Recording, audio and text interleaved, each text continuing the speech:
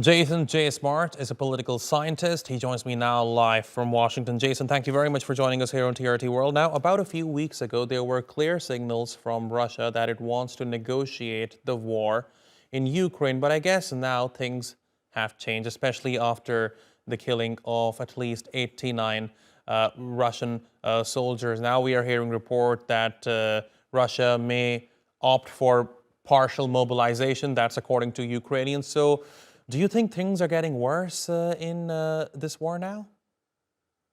So there's a few factors here. One is that I think it's very clear for Russia that they will need a new mobilization. And in the past few days, literally in the last 2 or 3 days, there's been a huge upsurge, if you read Russian social media, of protests against the war. And of people actively destroying things such as trail lines, that is railroad lines, leading to military structures.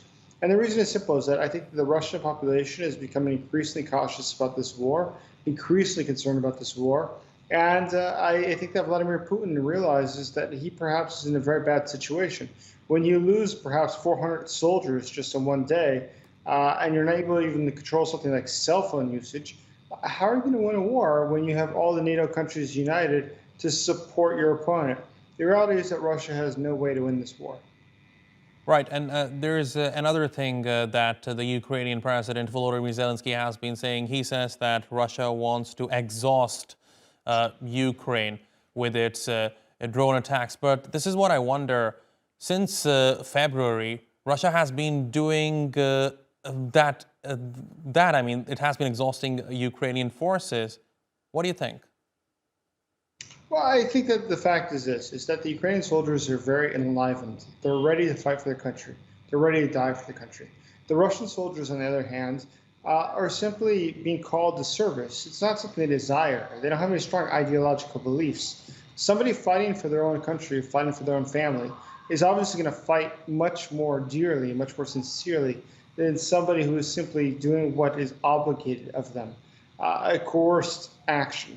This is not a choice. This is a coercion that the Russians are forcing their soldiers to go fight, whereas the Ukrainians still have a wait list of people asking to join the military. There are too many people seeking to join that the Ukrainians simply don't have the capacity to accept them all. So I think the difference between those two is quite significant.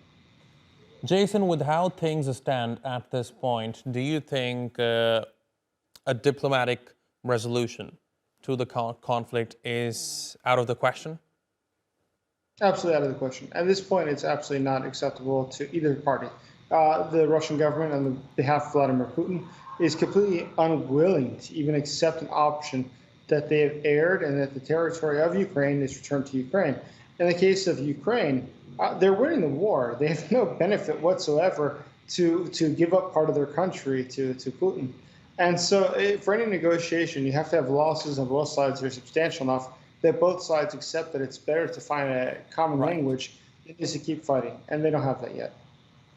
Now, Jeyson, part of the reason why Ukraine is able to give such a robust resistance to Russian aggression is the aid that it has been receiving from the West since February.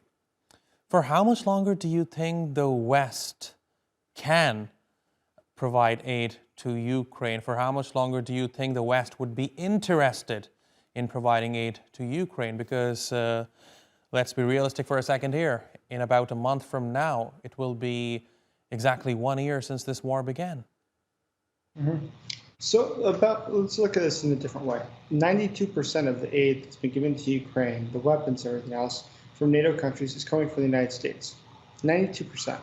So whether that is one NATO country, another NATO country, ultimately it's coming from the United States. And so ultimately the United States has complete resolve to continue this to the very end. And so I see no reason whatsoever that this would terminate. The U.S. has spent of its national military budget only about 5% per year on Ukraine, 5%. So we can afford to do this for 50 years, and it's still much cheaper than the rest of the current military things we're doing to prevent the Russian Federation from invading NATO countries. It's actually a very cheap investment for the United States. So given the economics of this, it's much cheaper for us to continue fighting this war indefinitely than it is to allow Russia to win a territory which would then lead to a future conflict. All right, Jayson J. Smart, fascinating insights into the topic. Thank you very much for talking to us here on TRT World. Thank you so much.